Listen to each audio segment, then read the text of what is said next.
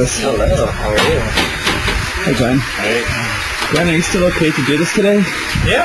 Okay, perfect. And what is this religious fascination with headgear? Every religion's got a different fucking hat.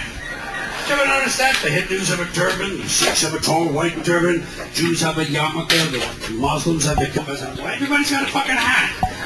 Where you either have to wear a hat. It's 12 now. Here's another one of these. Swearing on the book. Going back from 1984. Should I arrange this chronologically? What would be easiest to talk about? Like in terms of genre or in terms of chronological? I think chronological would almost be a better way to go because you really do see a progression in terms of the content and how it changes and how I incorporate all sorts of pop culture where originally it was just music and eventually it becomes much more than just music. It's been a gradual sort of thing. Although it's funny how I kind of ended up back at music again. You know, with my last Zines. So. And my next, if I ever do a next, you know. Okay, hopefully. So, yeah, hopefully. And I even brought the one that we were both involved in together. Me and you. Oh, yeah. Okay, that's Bruce LaBruce on the cover, isn't it? That is Bruce LaBruce. I still had a case. The one and only Suspect video magazine. Because the Bruce LaBruce cover story piece is one part of it, but then there's a zine-style Bruce LaBruce interview, which I put together in your typical zine format, so... Actually, I intentionally kind of tried to make it look like some of his zines, JD's, which was his magazine. And does he ever come around? Do you ever see him come into the shop from time to time? Occasionally, yeah. It's He does? yeah, it's not very often, but he has been around in recent years. Okay, great. But if you want to go back to the very beginning here. Okay, so that's one done by you and Lewis. Yeah, and other people too. That was that we took contributors on that one. Okay. Yeah. Like, especially some of the comics and... Okay, perhaps I can get you to introduce yourselves first. Sure. Okay, now... Yeah, you might have to do some editing in this thing later on to make it make sense. Yeah. Okay. My name is Lewis, and I'm the proprietor of this establishment. And I only worked with Glenn on one zine, which was the Suspect zine. Okay. I think I contributed one art piece. You contributed some work to the Jim Jones. To the Jim Jones one as well. Yeah. Okay, great. Okay. Now, you of course are? My name is Glenn, and I am a zine creator as well as being an employee of Suspect Video. Okay. But before that, I know you were in the band MSI. Bands too, yeah. Was there many other bands? Was there any other bands? One other band before that. That was sort of more one of those crossover metal punk type bands, and they were called DOG, which stood for Death of God. Okay, great. That was the first band. Yeah, that was back in '85. Yeah, that only lasted for a year for me. Okay. Is it okay if I ask you about MSI too? Sure. Okay, great. We can combine the history of... There will not be an MSI reunion. I will say that right now for the record. Okay. No.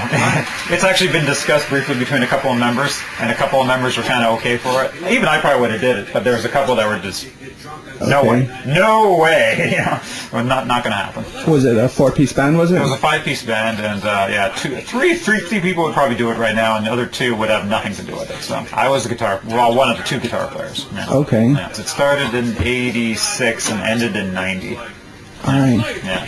And I know of the one 7-inch released. We had 2 7-inches, and we were also on a compilation 7-inch of Toronto bands that had DOG, my other band at the time, was on it, and Guild Parade, the Nunfuckers. Okay, and Missing Link, I think it was. Sons of Ishmael. When I was in high school, there was a teacher who... I think her name was Mrs. Angie, but her husband owned a venue called Ildico's. Yeah. Would that have been a venue you played at? Doug Ildico, yeah, that was the owner, yeah. Okay, and you played there with MSI? Many times. And DOG, many times. I've tried finding any information. You know where it is, it's just up the street, right? It used to be a Blockbuster up the street here, now it's a Sobeys, but above that is a pool hall. On Bloor Street? Yeah, and that pool hall upstairs was Ildico's, which was previously known as the Starwood, and then later became known as the Bridge. I think shows stopped there probably around the early 90s. Definitely by around that time period it was done. Okay. Yeah. The only thing I knew about it was there was a zine called Dr. Smith, or was it Yes. Mr. Smith? Dr. Smith. Dr. Yeah, Smith. yeah. Was that a Toronto author? It was. Okay. That was another local zinester who was a friend of Bruce LaBruce's. Her name was Candy. She did that zine. Yeah. Okay. Candy Walker, actually. And what shows do you remember seeing at Ildico's? Ooh, many. I mean, I think we played on a lot of them. That was the thing. You know, we Okay. were getting a lot of gigs back then, opening for bands. So many out-of-town bands came through that we ended up opening for. Yeah. All right. Yeah. Any of them that are pretty noteworthy, or? I'm trying to think who I can remember. We opened for 7 Seconds. We opened for The Exploited. We opened for Dr. No. Who else did we open for there? Youth of Today. Okay.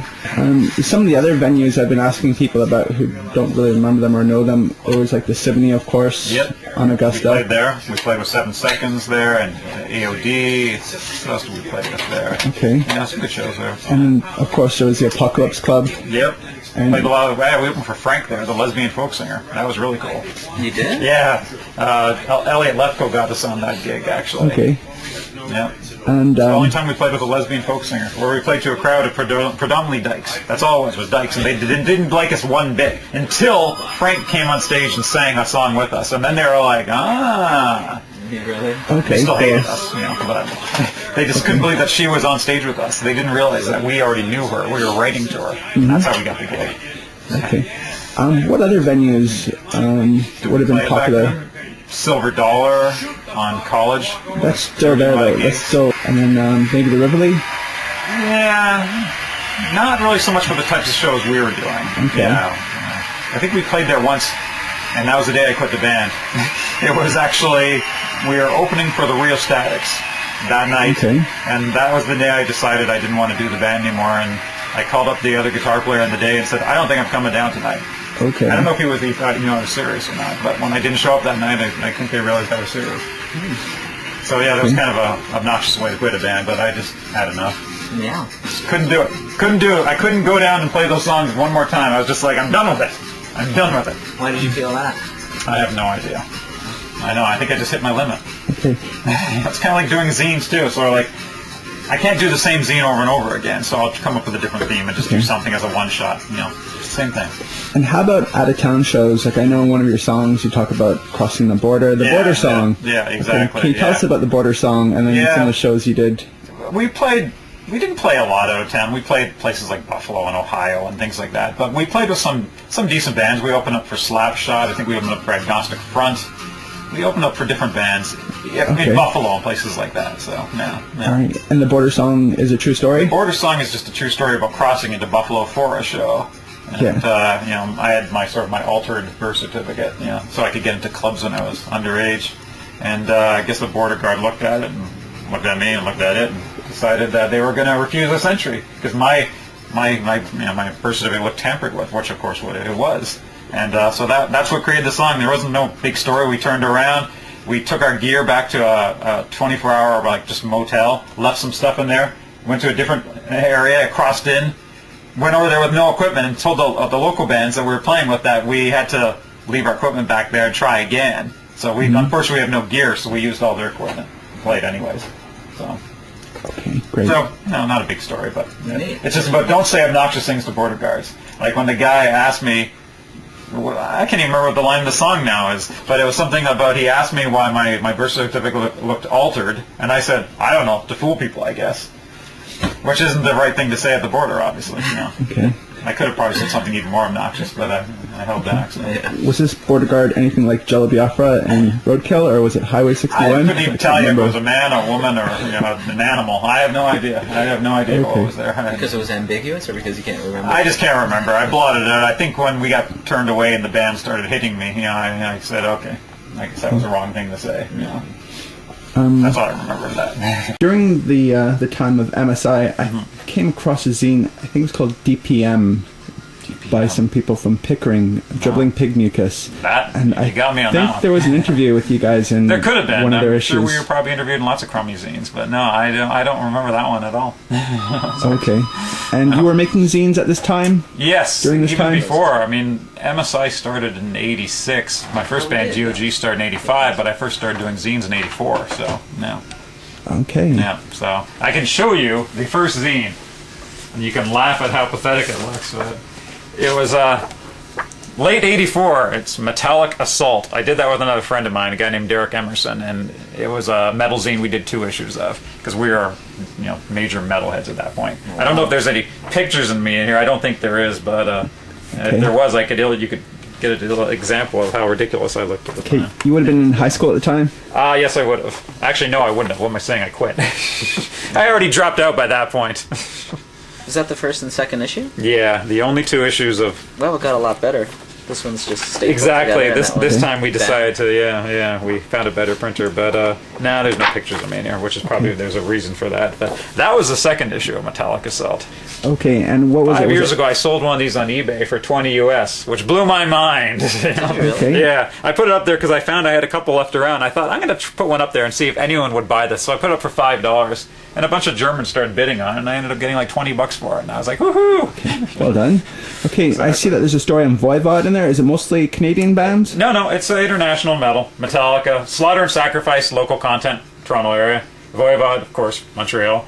Exodus were San Francisco. Razor were from Guelph. So there is a lot of Canadian. Death were from Florida. Destruction were from Germany. And there you go. Long Fight to Voivod, the Iron Gang, Glen Salter, and Metallic Assault. That's from their drummer Away. And the drawings, are they your own? No, they're the drummers for Voivod. Okay, he would excellent. He would send you this kind of stuff all the time when you would write to him. Okay. Now, did you interview all these bands, or are they just stories? Are there some stories and some... It's a bit of both. There's definitely interviews in here with some of the bands. Some of the things were just short mail interviews. It's a bit of everything. There was reviews of local concerts. Like this is a review of Slayer when they played Larry's Hideaway in October 27th, 1984. And those are pictures from the gig. That's Larry. That's Slayer. Slayer upstairs in the Larry's really sleazy rooms, which were usually like... Classic. Are they photographs you took yourself? No, actually. This was a guy we knew we came to the show with. And he took these pictures, actually. And that's Razor as well, and that's Slayer. Razor opened for them. I'm just going to get a couple of close-ups of these shots. Yeah, the dressing room up there where Slayer are was like a notorious pit. It was basically a room. People took hookers upstairs to Larry's. That's what it was mainly used for. So the rooms were a mess. There was usually roaches crawling along the floor. Pipes were breaking, so the rugs were usually soaking wet. It was a disaster up there. I think Larry's Hideaway was on Young Street, and you it was on Carlton. On Carlton, yeah. Yeah. Oh, okay. Across the street from where Maple Leaf Gardens is, but a little further east on that. Right, where the park is. Yeah. Sort of. It was a lone building in the middle of the park. Confiscated for good reason. Not confiscated. When I say shut down by the city for good reason. Eventually demolished. But good shows though. Condemned. That's the word I was looking for. Yeah. Okay. I think eventually it was just shut down because it was, like I say, hookers were mainly using it. So. And but it was a great place to see gigs, and a lot of great bands played there. was the venue on the ground level, or was it in a basement? It was in a basement, sort of like you. Okay. Yeah, you'd go inside, and then you would go downstairs, and you'd be in this tiny little square kind of thing, and it was a dump, but it was great. Okay. What other bands do you remember seeing there or playing there? Oh, well, at that time period, I was going to metal shows there a lot, so I would see, like, Slayer, and I saw Exodus, and Merciful Fate played there, and Razor played there, but also, like, other types of music played there, like the Cramps would play there. I think Joy Division were set to play there. That tour, for that North American tour when Ian Curtis killed himself. I think they had a date booked for Larry's on that tour. Wow. So yeah, Larry's was a cool place for bands to play. Definitely, yeah, it was a good place. But it was a dump, but it was a cool dump. Great. That was the metal zines. Okay, sorry, that was your first scene? These are this was the first, and that was the second. Okay. And who did the cover? That was another friend from Mississauga, a guy named Dennis. Who I don't really see around. Now, I know a lot of people would ask for contributions through other zines. Is that what you did? You had people just send you pictures and stories and stuff? Knew the people. It was just utilizing the people around you. People that you knew, friends who took pictures, friends who drew. So yeah, this was just all by knowing people. And you can't even really see this on it because it's too faded looking, but what he's crushing there is a Def Leppard logo because we figured that was false metal. Death to false metal. Yeah. So, yeah. Brilliant. What do you expect from 17-year-olds? So that's what we were doing at that time. And then after that, I took it in a slightly different direction, but very little. I branched out, did my zine on my own, and they were called Deathcore. Again, a friend named Ayub did the illustration for that. But there was 2 issues of this magazine. This magazine was a cross between metal and hardcore. It was sort of branching into both areas. And that was the second one. So yeah, there was only 2 issues of that. Similar kinds of bands in some ways to the first one, but also the introduction of hardcore bands. Local hardcore bands like Sudden Impact, international hardcore bands like COC and Raw Power, DRI is the cover story thing on this one. So yeah, it's Okay, and again, you did interviews with these bands? Interviews with them, and just, sometimes some of the pieces were just short articles, but a lot of them were interviews. Okay. Like, I think in the case of DRI, there's some more artwork by the guy who did the cover logo. And, local bands like Slaughter, more backstage Larry's type of stuff. Okay, let me just get a close-up of those. Yeah, that's Slaughter. Toronto's Slaughter. Okay. What are they doing now? God knows. Yeah, it's like, they're not playing, put it that way. They're not active as a band anymore, which is understandable. But yeah, it was just a lot of like local bands and international. Here was an interview with Slayer that was done when they played the concert hall. I interviewed a couple of members of the band, mainly the drummer Dave Lombardo and the guitarist Jeff Hanneman. But little things like that. Okay, was it easy enough to meet with these people, or were they busy sometimes? It was pretty easy. If you just hung around a little bit, you'd always get to talk to them. But these interviews, I mean, they have not aged well. Like, my question would be, who do you hate more, Rat or Quiet Riot? And then the answer, also very witty, would be both. Well, I don't know, what the fuck? So there you go. That's the kind of stuff you're dealing with here. Or, let's see, some other great wit here. It's just all bad news. If you weren't doing this gig tonight, what would you be doing in Toronto? In Toronto, getting drunk, getting fucked, probably whatever any guy would do. So that's the kind of stuff you're dealing with, We weren't geniuses. The metal scene didn't exactly produce, Okay. We actually have an ad here. There you go. Yeah. Well, yeah, because it's a local label. Okay. Diabolic Force Fringe Records, where it was Toronto-based, from the Record Peddler, right? So I'm sure you remember the Record Peddler. Yeah, I do. Yeah. Well, that was their label, right? Diabolic Force and Fringe Records, and they would put out local metal like Sacrifice and local hardcore, Sudden Impact, but then Canadian bands like Dayglow Abortions, Right. Canadian legends. From BC. Yeah, exactly. And their classic album, Fetus of Fetus. But yeah, that's the kind of stuff we dealt with.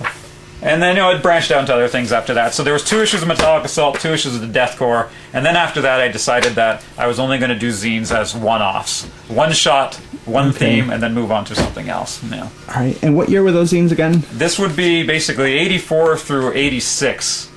Yeah. Okay. And by the end of 86, I was on to different things. And then what came about after that? Let's see. I guess it would have been this batch. Probably in a 2-year period here, I did a bunch of one-shots. I think I started with this one, Subject to Change. When I decided I was going to change the titles from now on, I thought I would just call it Subject to Change. So this was getting now purely hardcore. Youth of Today, Asexual, 7 Seconds, Fair Warning, Sons of Ishmael, Dag Nasty. I was pretty much down that path now. I'd kind of had my metal fill. I was kind of done with metal. I'd cut my hair. Okay. Everything had changed at this point in time, so it was a whole different thing. And that led into a variety of zines with similar themes. Mount the Purple Scepter with the local group guys, Sudden Impact, Sudden Impact, Sons of Ishmael. And, so again, more of the same. A waltz. There was like a waltz on one of their... Yeah, they were a strange band, but yeah, they were good. And that was that one. And then I did a Halloween themed issue, and this is my personal copy that was signed by Clive Barker. Yeah, very best wishes. Okay, Barker, and where's the signature? He signs all around here. To Glenn, very best wishes, Clive Barker. October 31st. It was a Halloween Day autograph session, 87. Okay. So this issue actually was released for October 31st, 87. I released it on Halloween. I took it to a signing he was at and gave it to him. And then I got him to sign a copy for myself, too. And I think I don't know if it's still in here anymore. No, it isn't. He gave me a Hellraiser poster, which he signed for me, too. Okay, but, brilliant. How'd you meet with him? Where did you find him? It was just an autograph session, actually. Was it down at Bacca? Yeah. He did a signing down there. It was at Bacca, because he was in town to do a screening at the Bloor of Hellraiser for the Bee Festival, I guess it was. Yeah, because it was in October, so it wasn't the Toronto Festival. It would have been the Bee Festival.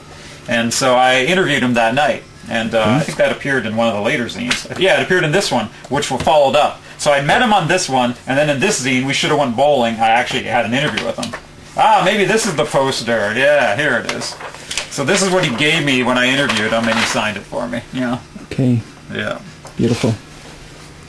Clive Barker was a really easy guy to deal with. He was a great guy to even sit down and talk to for an interview. He was really friendly and just really easy to talk to. We Plus, ever there was only nervous he had out at that time, so I was like, okay. We ever nervous meeting people and interviewing them? Nah, Usually not. Most of them were pretty laid back. I wasn't meeting any big celebrities. I wasn't sitting down with Michael Jackson for an interview. It's like, or Bruce Springsteen. I was just sitting down with people in punk bands, and really, for the most part, they were just as stupid as I was. So it wasn't like out of my league in some ways. Maybe I was, but I like to think I wasn't. And this one is a Montreal band, the Gruesomes. And this is another example of my horrible wit. An elephant is soft and mushy, so are the Gruesomes. I don't even know what that means. But for whatever reason at the time, I thought that was very, very funny. Okay. Can you tell us about the Gruesomes? Was it grudge? Yes. They were a mid-'80s band, but they were totally playing on mid-'60s garage. And incidentally, to bring us up completely to the modern day, this member here, Jerry Alvarez, is now a member of Suspect. He recently got a membership in the last year. Is that right? And he's come in a couple times to rent. And the first time he came in, I looked at him. I said, "Why do I know this guy?" And then I saw the name, and I was like, "Gerard Alvarez, Jerry Alvarez, the Gruesomes." But I haven't said anything to him actually, because he hasn't been around too much. But every time he comes in, I think I got to remember to say something to this guy. I was a massive fan. I interviewed the band for this issue. And it's just like I always forget to say anything to him, or I don't recognize it's him until he's walking out the door, and I'm like, that was him again. Yeah, I was a big Gruesomes fan. Okay, was there any trademarks about their shows? No, not really. I mean, they dressed like you see, or they wore the black suits and the white shirts, and and they were just goofy, silly music. They did a lot of covers and a lot of originals as well. But it was just fun. And the picture on the back, is that done? I think that's some Robert Crumb artwork I stole and just blew up. Yeah, that's the great thing about the world of zines. You steal a lot of shit from this and that, No one's ever going to sue you, hopefully. How many would you make? How many copies of each of these? Very few. Yeah? In most cases, most of these zines were made in editions of like 100 to 200. Never any more than that.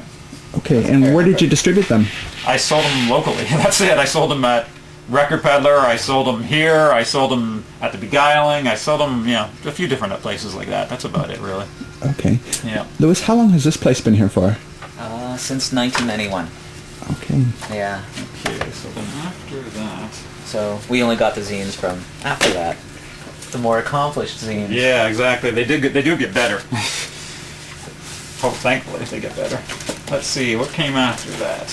Where would you go to photocopy your zines? There was one place. It's not around anymore. It was called Printcom. Printcom. Yeah, but not those though. Not their earliest ones. No, and the very first ones, the very first metal zines, Metallic Assault, they were done in Mississauga. Just at some print shop out in Mississauga, but yeah. Okay.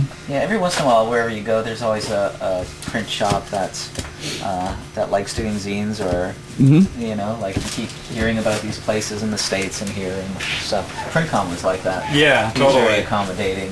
And then I started getting into nicer looking material. So then this thing here came later, and I was actually printing the covers now and getting people who can actually draw to do the covers too. So this was a local artist. You've probably seen her artwork before. Okay, I think her name's Fiona Smith. That's it, exactly. That's her. Okay. And so I got her to do this wraparound thing. Right. This particular issue, Nooks and Crannies, has a theme, and it was all sort of like female pop culture. So it basically would include comic artists like Julie Doucet, porn stars like Tracy Lords, girl groups in the modern rock band sense of Luna Chicks and L7, not girl groups in the 60s girl group sense. Valerie Solanas, the attempted assassin of Andy Warhol. Elizabeth Bathory, notorious blood drinker. Kid Natividad, Russ Meyer chick. Cicciolina, Italian porn star, as well as politician. So there you go. It was a real mixed bag of stuff. And how did you meet with Fiona Smith then? Just through local shops like the Beguiling, and just being in the scene. She would attend concerts and things too, and so yeah, she did like a centerfold or two, and I don't know, just like Okay. Great. And where's Fiona today? Fiona is still around the city. I still run into her, and yeah, she's still around. She still draws. She still gets probably get paid a lot more than she was getting back then. She got nothing from me. She did this purely out of interest in doing it, actually. She probably got some copies. I no doubt gave her some copies, but yeah, there was no big dollars being waved at her to get this. I just simply asked if she'd like to do it. And she was doing a lot of work for zines at the time. So she would do things like mine. She would do Trash Compactor magazine, things like that. She just liked doing zines. Did she do the sign for Sneaky D's? Yes. Yeah. Okay. She did. Yeah. Yeah. I was in Gerrard Square just yesterday, Yeah, yeah. and I saw some milk adverts that Yes, looked like that's her. That's her. That's her. And that's money. She's getting paid good for that. Obviously, she didn't get Wow. paid good for this. You know? So yeah, Okay. that's the deal on that one. So yeah, she's definitely getting some real money gigs as opposed to this kind Good of for crap. her. No money gigs. But actually, one of the zines I did after that was this, Whatever Turned You On, which actually she even illustrated a centerfold dream that I had. I actually told her about a dream I had, and I said you could break it down to 4 panels, and that's the dream. You had that dream? That was my dream. Wow. Yeah.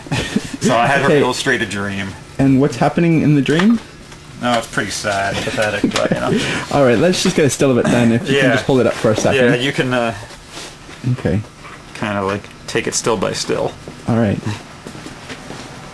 Okay, great. Yeah. And does Fiona come into the shop? No. I Okay. just kind of, like I say, run into her around town every so often. Okay, but, that's yeah. right. And this particular zine, the theme on this one, which was called Whatever Turns You On, which the cover art for this was done by Hal Kelly, who was another local zinester. He did Trash Compactor, which was a great magazine. And he also did a radio show to talk about zines, and he had me on his radio show along with everybody else in town at the time doing zines. And this particular zine is all about sex culture. So it's like Annie Sprinkle, the films of Monica Troit, Slud and pop culture, nunsploitation, films, comics, comic strip fetish, all sorts of stuff. So Did you meet with any of these people, like Annie Sprinkle, and interview them? yeah, there's an Annie Sprinkle interview in here, and Okay. this is all Desaad and pop culture. This is a local guy, a local artist. He did that for me. This is nunsploitation, Annie Sprinkle. Okay, and how did you meet with Annie Sprinkle? Was she in Where town was doing it? an exhibition? Yeah, no, it was, well, it might have been one of those too, but it was also, she was in town for screenings of, I think, some of the Monica Troit films at that time. Which one was it? But yeah, these things are sort of vague now. But yeah, she was in town a lot back then, so she was easy to get a hold of in that sense.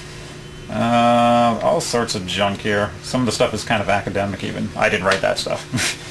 Other people wrote some of that stuff. But yeah, this section here is on bizarre fetishes and comic strip form. And it kind of covers all sorts of things. This is the adult portion of the zine. Actually, the whole zine's probably adult in content, but yeah. So yeah, Okay. that was that one. And this one actually came out, was sold like this in a brown paper bag with a stamp. Okay, I think I know which one this is. Yeah, that's the same one. Oh, But this right. is the way it was sold actually, in the brown paper bag. So that's that one, and then from there I went on to another brown paper bagger, Goop, the Guyana issue. Yep. And this one, I don't even know if it's still in there. Let's see. Ah, it is. It came with a packet of grape Kool-Aid. I remember that. Yeah, Goop. Yeah, when you released it, remember you had a Kool-Aid party here. We had a Kool-Aid party here, yeah.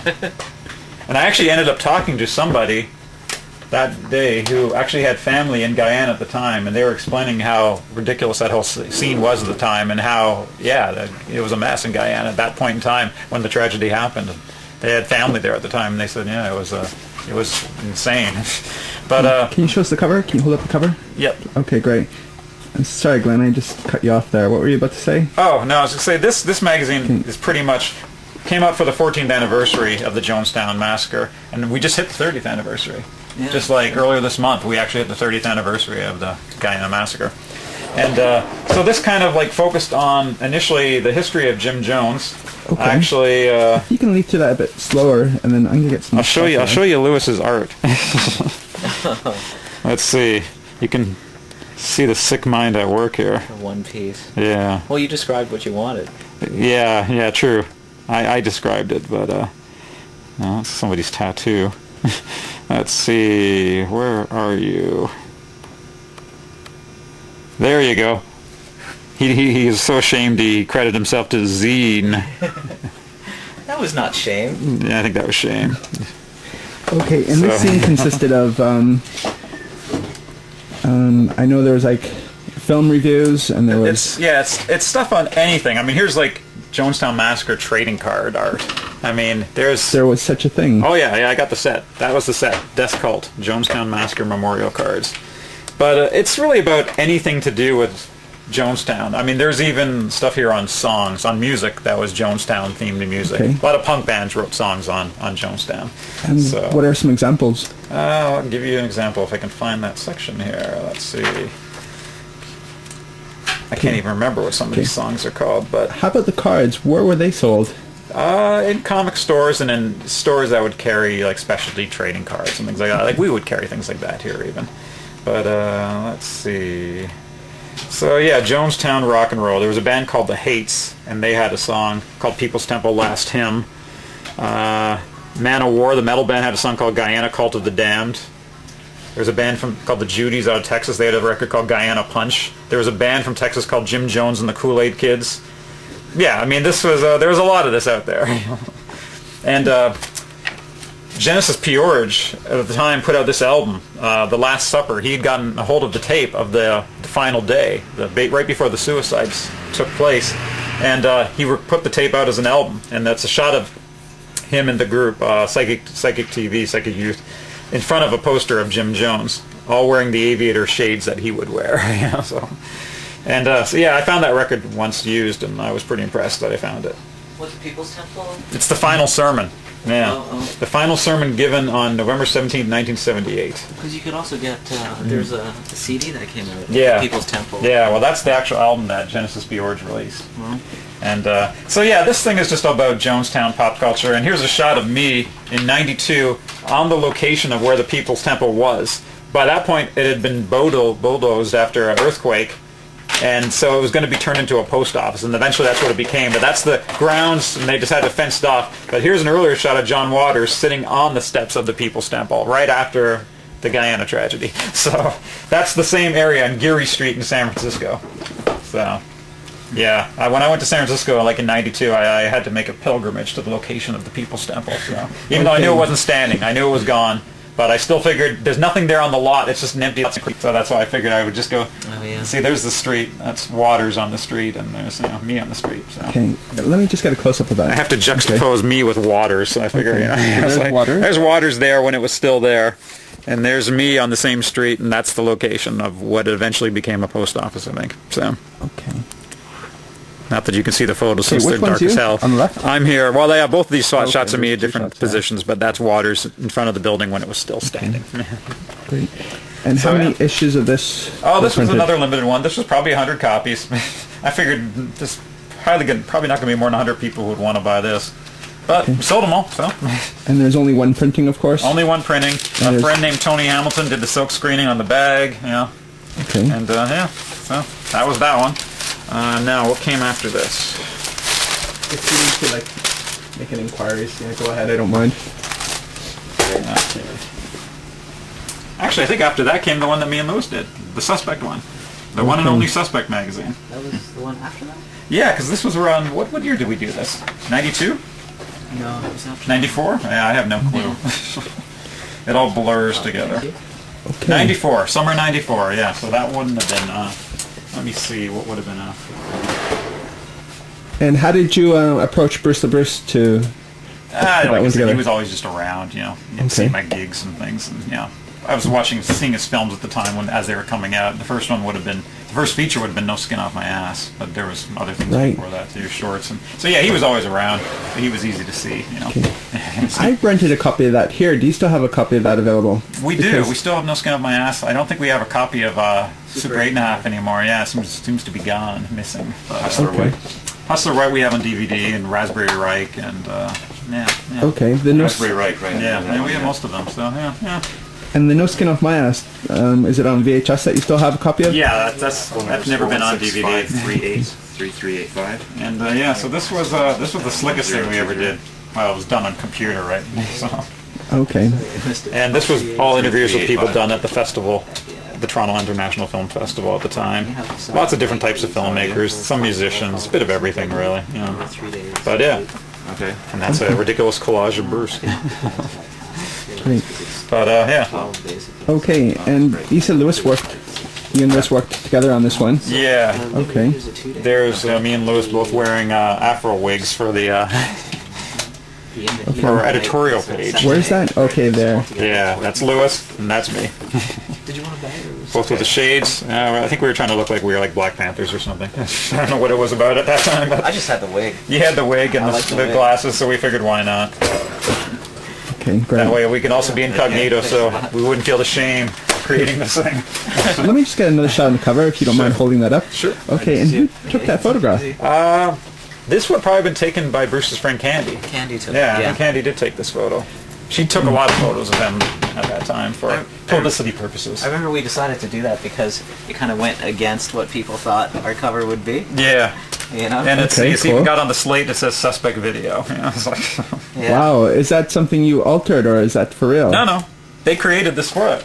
Okay, Yeah, great. yeah. Did they? They went there and they created that slate. Bruce Yeah, LaBruce, that's director, Suspect Video, Mag, Candyland Productions. Yeah, they just did it all for the shoot.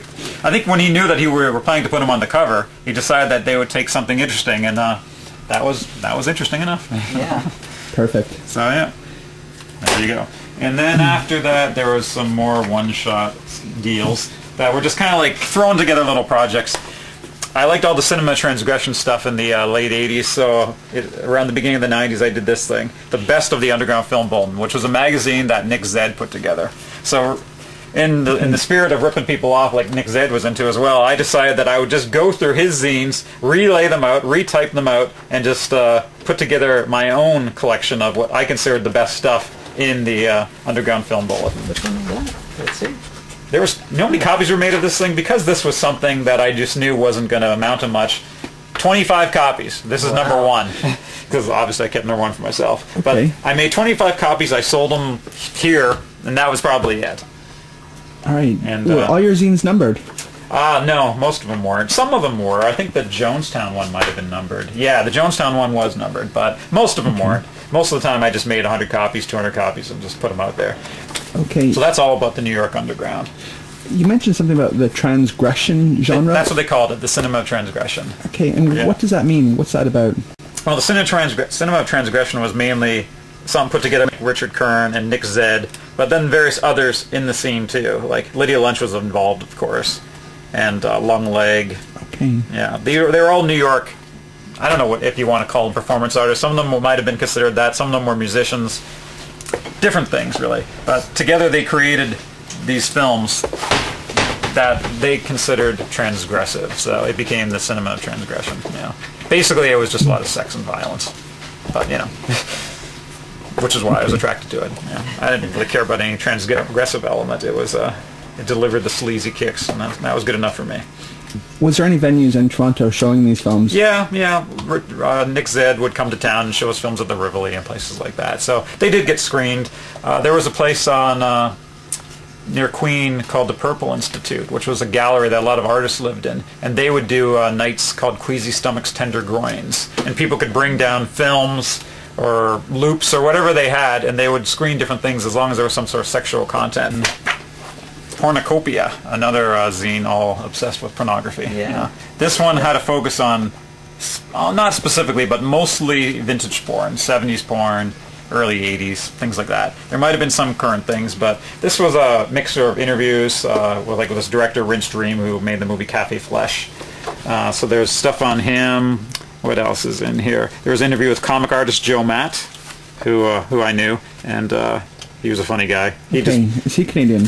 He lived up here, but he's an American, actually.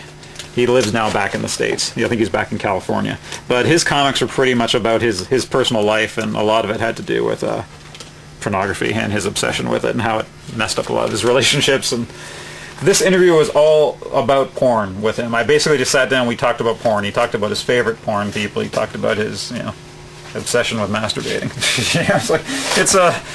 Well, as it says, Joe Matt, Confessions of a Sexual Dysfunctional. He had no problem with that title either when I told him I was going to call it that. He figured, the shoe fits. His comics certainly focus on that. And then there's an article here, there's an interview here with a guy named Josh Allen Friedman, who wrote a book called Tales of Times Square. And I love this book, and I think this guy's a great writer. He used to... Can you show us that page again? Sorry. Yeah. He used to work for Screw Magazine. This is artwork by his brother, Drew Friedman, who's a noted artist. And this was an interview with him. And then to follow that up, I did an article on Times Square and how it had changed over the years. say through a 10-year period of being there, and how at one point it was still pretty sleazy, and then a matter of years later that was all cleaned up. They were getting rid of all the strip joints and peep shows and things like that, and so personal experience being incorporated into that article and everything too, and then just lots of reviews of 70s porn flicks and that kind of thing. So yeah, pornucopia. One shot, that's all I did of that one, and then I was done with those. After that came probably my biggest project ever, the Harvey Keitel zine. This is the one that I sold about 350, 400 copies of. And this copy here is actually autographed by Harvey Keitel, because when I finally got to meet him, I got him to sign it for me. So Okay. when I showed this to him, when I presented it to him to give him his copy, he looked at it and he was like, He was pretty, he was kind of amused that he was on the cover, but then as he started flipping through it and he realized that it was all him, he started to look a little weirded out, actually. Like he was going to call for security or something and have this like stalker removed from the premises. But he asked me how long it took, and I said, well, it was me and two other guys, and it probably took us about 10 months to do this. And this was one of the zines we got some of the best reviews on. Magazines like Film Threat and Psychotronic, and You still get asked for it. I still get asked for this one, yeah, to a certain degree. Had a nice little Harvey color centerfold and an ad from Suspect Video, "We're the Harveyest."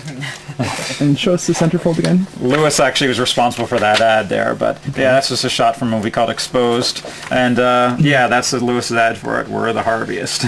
And the cover shot, is that from Bad Lieutenant? That's from Reservoir Dogs, yeah. And that okay. title, "You shoot me in a dream, you better wake up and apologize," is a line from Reservoir Dogs. And yeah, and there's Bad Lieutenant on the back. But yeah, this one, like I say, we sold about 400 copies of this, and it was a lot of work. It was, like I said, there's 3 of us working on it, and it was a lot of time going through the history of Keitel and looking for interviews and just stills and, lobby cards, poster art, anything we could find, and it was a lot of work, but we did it, and that was my most successful zine. You were saying the other day that film institutes have actually written you requesting copies of it. This is in the Polish Film Institute archives. It's in Toronto. It's in a couple of California ones. It's in various places in film institutes. So. Okay. Yeah. Would you receive much fan mail? What about this? Not just this one, in but general? like, would most of your zines have a mailing address? Yes. So sometimes you would get people who ordered one zine writing to ask what the next was, or things like that. Or if there was going to be another copy of like a same theme. And a lot of times I would just have to write them back and say, no, I doubt it. The next zine will probably be something completely different anyway. So that was the way I like to do it, just to keep it interesting for myself. That takes us up to pretty much the last batch here. So this is it. After that, I did a zine with another guy, almost going back to the early days. I did a zine with a friend named Steve, and we did this zine called 3 Minute Squelch, which was altered as time went on. It was 3 minutes squelch, then it became 3 minute felch, 30-second felch, I should say, eventually. But we did 2 issues under the 3 minute squelch title, and and then by the 3rd one, I went solo and just did this one myself, called 30-second felch, and this still stands as the last zine I have done. And this was like 9 years ago, so I haven't been very active as of late. But this was the last. And the first of the 3 was called 3 Minute Squelch. 3 Minute Squelch. What exactly does squelch mean? Well, 3 Minute Squelch actually is we took the title because it was a line that Johnny Rotten said once. He had said in an interview that sex was nothing more than a 3 minute squelch session. And we thought 3 Minute Squelch was good in the sense that this was basically a music zine. And someone, I think it might have been a Chuck Berry interview, where he had said something about the ultimate rock song is a 3 minute song, that it doesn't need to go beyond that. And we thought, well, that's probably true to certain degrees, and so we became 3 Minute Squelch. This zine was going to be basically about sex and music, so we kind of mixed the two. So it's a very pornographic looking zine in a lot of ways. We will cover. I'll try to find you some like images, but see, it's just collage craziness. We went like nuts on this zine. Okay, and the collages are done by yourself? Myself and my friend Steve, who was involved with this project too. So yeah, it's just nothing but vile, is what this zine is basically. We tried to make this zine look as trashy as possible and as cluttered as possible. I mean, like it was quite time consuming to do this thing because this was a local artist drew this for us, the Blow Folio. I don't know whatever happened to him, right? He moved out of town. Yeah, he moved to New York. Yeah. He was gonna work for like yeah, but what magazine was he? was he working for Screw at one point? Yeah. That's right. But yeah, this is sort of just kind of covers lots of different types of stuff, you know. And it's all pretty sleazy, is what it is, really. And so that was the first issue. And then the second issue, we decided the first one wasn't sleazy enough, so we came up with that for the centerfold. Which I don't think it could get much worse than that, really. Yeah, the Punks is coming. So yeah, that was only certain issues had the color centerfold. Most of them only had the black and white centerfold. I think we did 50 copies with the color centerfold. I think even going in to get this thing photocopied in color, it was just sort of like people were like horrified. But you know, so yeah, more of the same. You know, what I mean, just cluttered mess, junk of a bunch of junk. You know, yeah, it's just. Yeah, we should be ashamed of ourselves, actually. How about... I mean, somewhat we are, but, you know. Hey. Hello. And then the final one, like I said, is the one I did by myself. And this one I kind of kept this format the same, although it wasn't quite as filthy. This is a section here on Toronto punk, so it's like Toronto flyer art from back in the 70s with bands like Vile Tones and Teenage Head and things like that. So, but there is still some of the pornographic content in here, but it's definitely toned down. Okay, I just discovered recently... Oh yeah, there you go. Here's a blast from the past. There's me at age 9 wearing a Kiss t-shirt.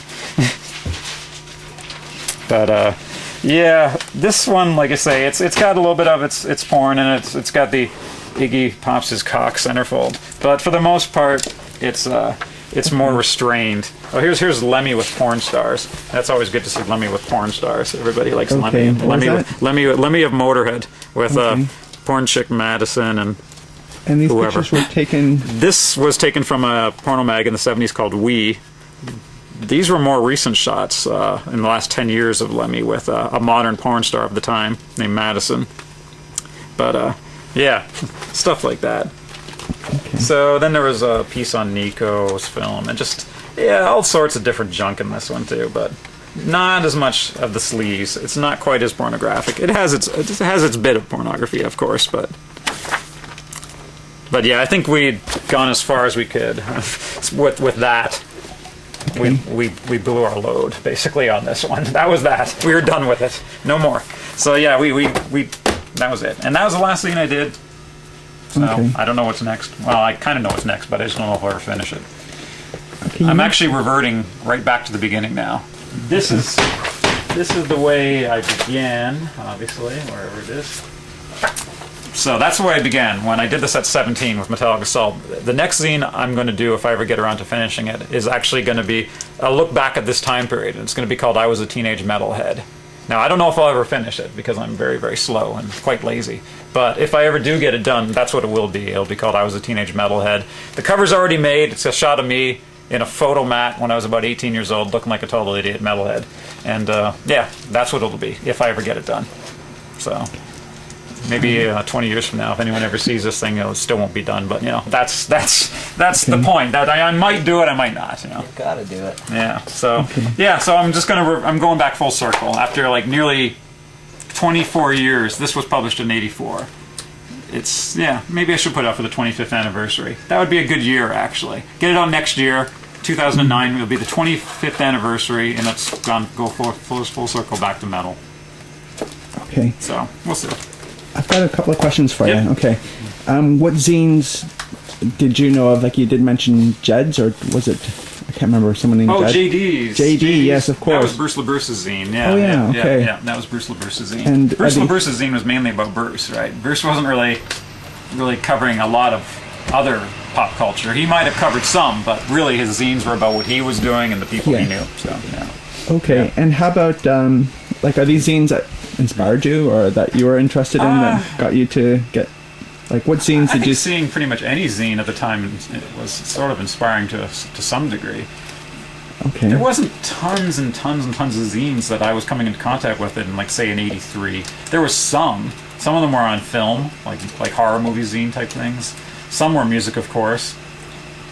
things like Maximum Rock and Roll were around, and they were kind of inspiring. It was slicker, obviously. It was a magazine, but it was still black and white and pretty rough looking, so things like that were kind of inspiring. It didn't really seem like it was that hard to do. You just had to put a little bit of effort into it and save up a little bit of cash to make however small amount you were going to make. But And it was pre-net, too. So. Pre-net, definitely. There was no way you could get this stuff out there, obviously, because you had to put it on paper and disseminate it that way. Can you comment or talk about or say something about the internet and e-zines and how it's not the same anymore? I really don't look at them too much. I mean, I know there's probably a billion out there if I went looking for them, but I don't know. I mean, you can get so much information on the internet now that you obviously couldn't have gotten back then. You had to search through magazines and whatever to find anything that you can find so easily now online. It was very difficult back then. Young kids probably don't realize how much you would have to search for something in print before you could. You just couldn't just type it in on Google. Okay. Yeah, so it's a lot different. Yeah, you really have to, and that's why some magazines that don't exist anymore cater to that too. Yeah. Like Film Thread Video Guide, which is like all about stuff like that. And that thing was indispensable at that time. Everybody loved it. And that zine. 71s, that's different, obviously, because it's $3.50. If you're going to need it for another week, you're better off paying the $3.50 than $7 late. So yeah. Okay. So $17 is your total.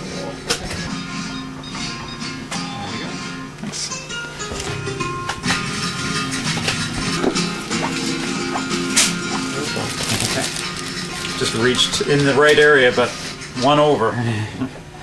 Okay. There wasn't a lot floating around. There had been a few things, say, 6 years earlier during the first wave of the Toronto punk scene. There were some zines at that time, Pig Paper and Toronto Punks and a few other things like that. But I really wasn't exposed to those at the time because I was only 11 years old in '78, so I really wasn't exposed to that stuff. I only found out about it after the fact. But yeah, I think seeing any zine, going into Record Peddler and just seeing a few zines in a rack and just leafing through them was kind of like, you could do this too. This is simple enough.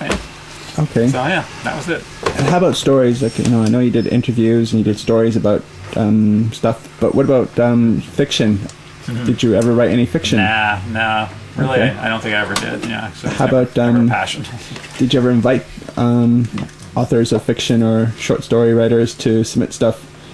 No, actually, okay, no. Contributions did happen in some of the zines, but it was more of the same kind of contributions of the same style of stuff I was doing. It was either they were going to do an interview, they were going to do reviews, something like that, and it had to be something pop culturally oriented that I would be interested in too, like bands I liked, movies I liked, musicians I liked. So it had to be something in that vein. But obviously, every one of your zines had a focus, so.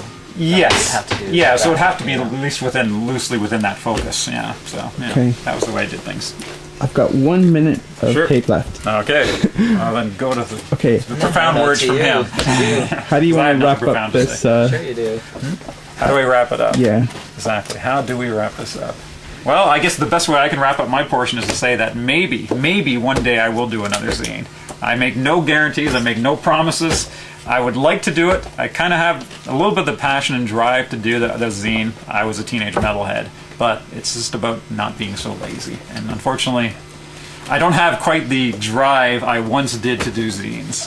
I'm 41 now, and it's like the drive is not nowhere near as strong as it was when I was 20. So maybe I'll get it done. Maybe I won't. That's really about all I have to say.